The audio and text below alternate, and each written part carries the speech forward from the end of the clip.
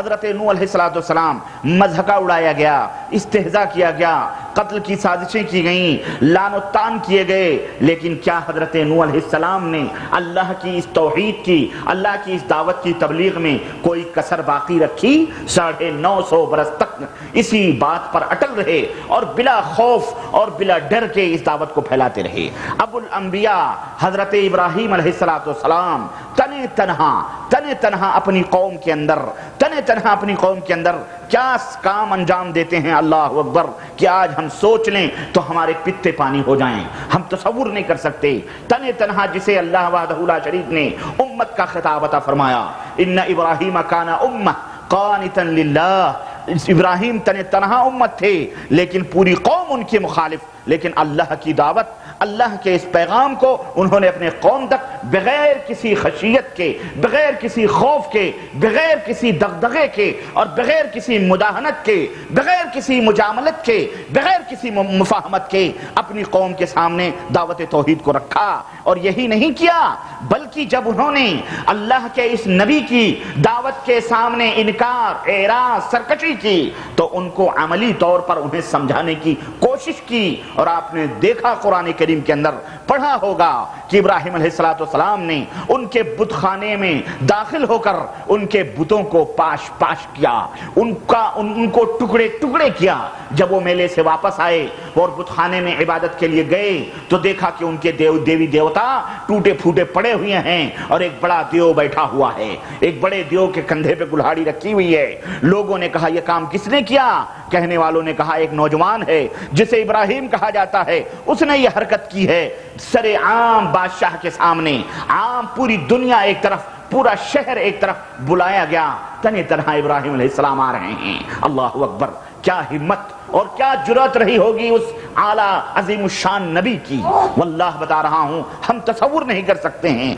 تنہا وہ بندہ جو بادشاہ کے سامنے، میاں ہم تو اپنوں کے سامنے حق بات بولنے سے کتراتے ہیں، اپنوں کے سامنے توحید کی دعوت دینے سے ڈرتے ہیں، اپنوں کے سامنے ہم مجاملت کرتے ہیں، اپنوں کے سامنے مداہنت کرتے ہیں، اپنوں کے سامنے اپنوں کی پیشانیاں دیکھتے ہیں، اپنوں کا چہرہ دیکھتے ہیں، کہیں ان کا حضرت کا چہرہ نہ اتر جائے، کہیں یہ ناراض نہ ہو جائیں، سیٹھ صاحب غصہ نہ ہو جائے، چندہ بند کر دیں، چودھری صاحب ہیں، یہ وڈیرے ہیں، یہ رئیس مملکت ہیں، یہ وزیر اعظم ہیں، ان کی چمچہ گیری، ان کی چاپلوسی، ان کی پاپوشی کرتے ہیں۔ ہم استغفر اللہ، ہم حق بات لوگوں کے سامنے نہیں بیان کرتے ہیں، لیکن اللہ اکبر، قربان جائیں اس برحق نبی پر جب اس کے سامنے یہ بات رکھی گئی اور اس سے پوچھا گیا ابراہیم کس نے، من فعل ھذا، یہ حرکت کس نے کی ہے، ہمارے بتوں کا یہ تیاں پاچا کس نے کیا ہے؟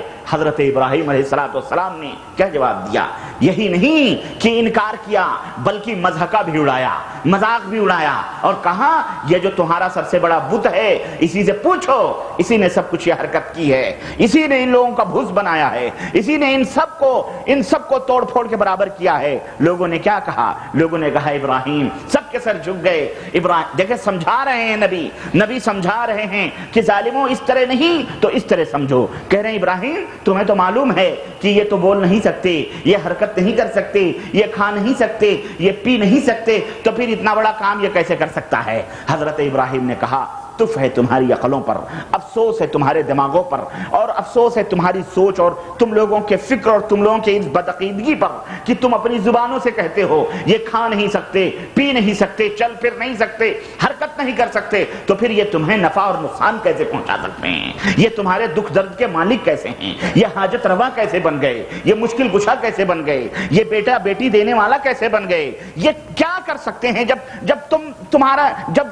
تم ہی اقرار کرتے ہو؟ اللہ اکبر، یہ بات کہنا کوئی معمولی بات نہ تھی، لیکن اللہ رب العزت نے شہادت دی تھی اپنے نبیوں کی کہ ہم نے ایسے لوگوں کو نبوت کی یہ ذمہ داری اور رسالت کی یہ ذمہ داری سونپی ہے جو کسی سے نہیں ڈرتے ہیں، صرف اللہ عز و جل سے ڈرتے ہیں۔ اپنے جسموں کو لوہے کے آنکڑوں سے اپنے چروانا پسند کر لیا انہوں نے، اپنے جسموں کو آریوں سے چرانا پسند کر لیا انہوں نے، اپنے آپ کو انگاروں کے حوالے انگاروں میں کودنا ان کو پسند تھا، لیکن ان سے ڈرنا ان کو پسند نہیں تھا، وہ ڈرتے صرف اللہ عز و جل سے تھے۔ میرے عزیز، میرے دوست، دنیا نے ماتھے کی نگاہوں سے دیکھا، شرمندہ ہوئے اور ذلیل ہوئے ان کی قوم کے لوگ، اور جب ذلیل و رسوا ہوئے تو پکارنے لگے انصروا آلہتکم، آؤ اپنے معبودوں کی مدد کریں۔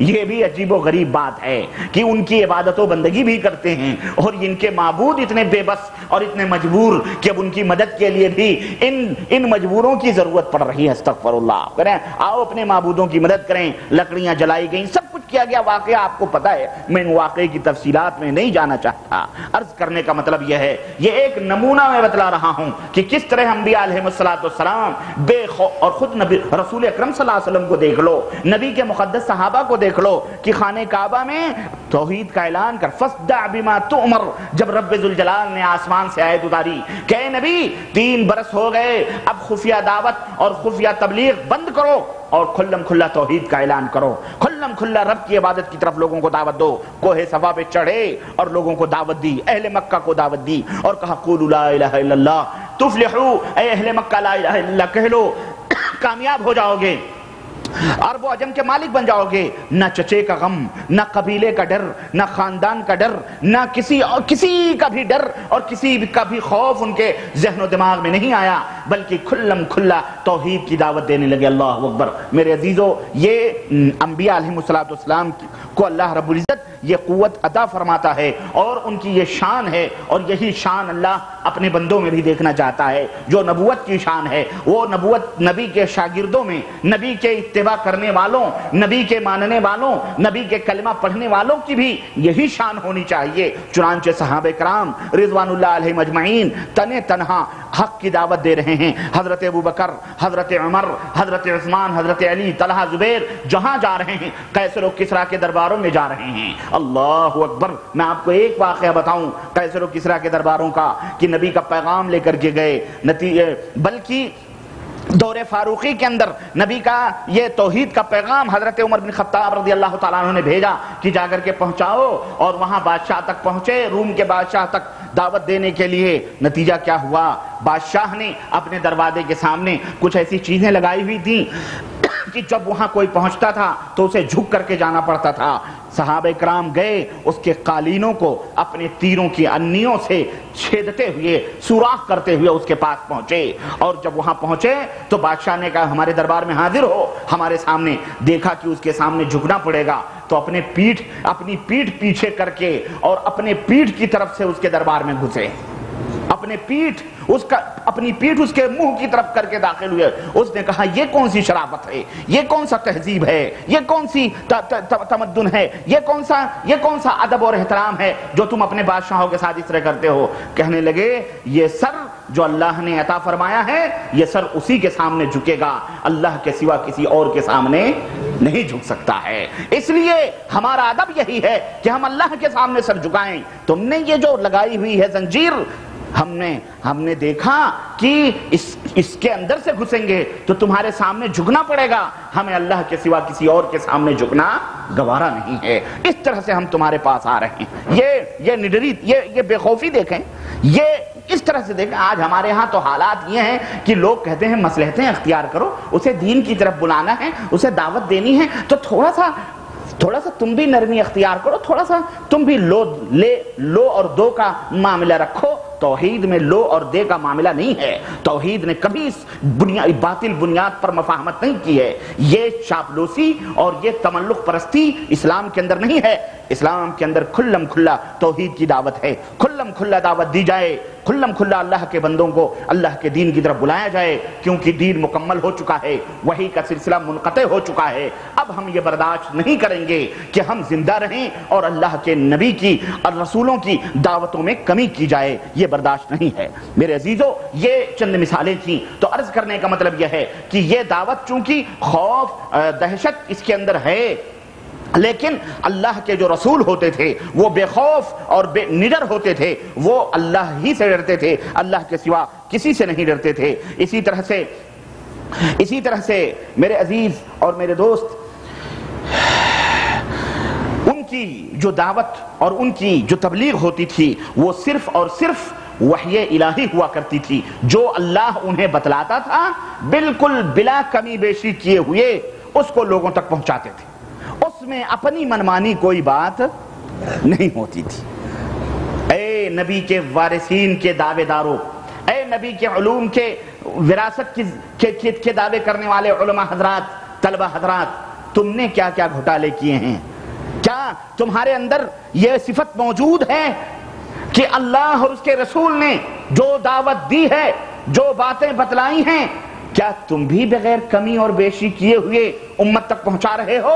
سوال مائنس میں ہے، سوال نفی میں ہے، نہیں، بلکہ اس دعوت کے اندر اپنی منمانی کی گئی، اپنے خواہشات کو شامل کیا گیا، اپنے لوگوں کے امتیوں کے افکار اور ان کے نظریات اس دعوت میں مکس کیے گئے، ملاوٹ کی گئی، ملائے گئے اور امت کے سامنے رکھے گئے۔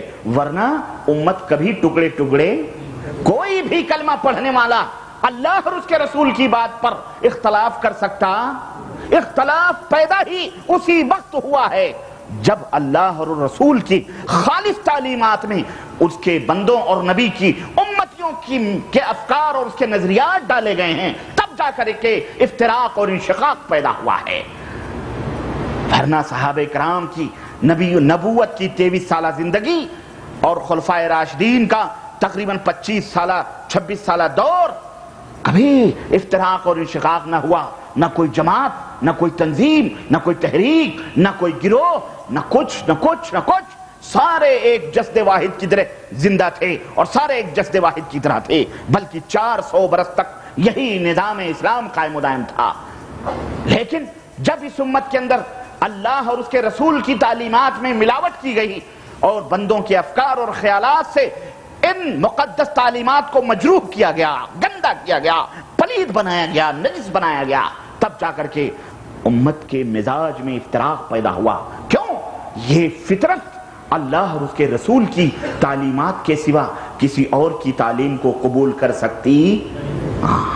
یہ فطرت ہے۔ جب تک یہ فطرت سونے کی طرح، ہیرے اور موتیوں کی طرح اس کے اندر چمک تھی، اس کے اندر شیطان کا زنگ نہیں لگا تھا، اس کا ضمیر مردہ نہیں ہوا تھا، اس کے ہوش و حواس ٹھکانے تھے، تب تک کوئی اختلاف، کوئی انشقاق، کوئی افتراق، کوئی جماعت، کوئی فرقہ، کوئی ٹکڑا اس امت کے اندر نہیں تھا۔ لیکن جب نبوت کی تعلیمات کو، اللہ کی تعلیمات کو ملوث کیا گیا، اس کے اندر ملاوٹیں کی گئیں، تب جا کر کے یہ فطرت جو ہے مختلف ہوئی اور اس طرح سے لوگوں کے اندر انشقاق اور افتراق پیدا ہوا۔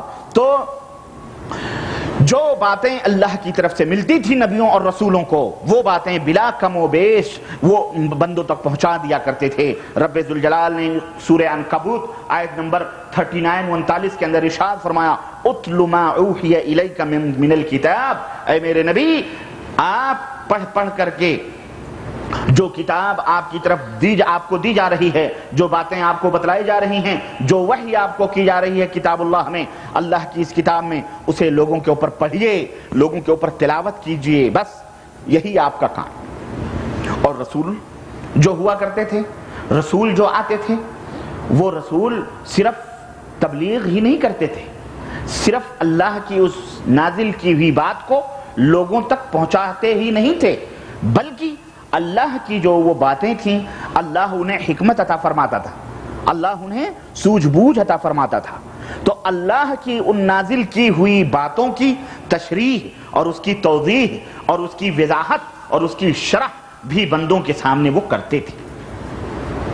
یہ اتھارٹی اللہ نے انہیں عطا فرمائی تھی۔ چنانچہ جب وہ آیت کریمہ، مثال میں دوں آپ کو، اس کی مثال میں آپ کو دوں، جب آیت کریمہ نازل ہوئی سورہ انعام کے اندر آیت نمبر 82، اللہ رب العزت نے ارشاد فرمایا، الذین آمنوا ولم یلبسوا ایمانہم بظلم اولئک لہم الامن وہم مہتدون، کہ وہ لوگ جو ایمان لائے اور انہوں نے اپنے ایمان کو ظلم سے گندا نہیں کیا،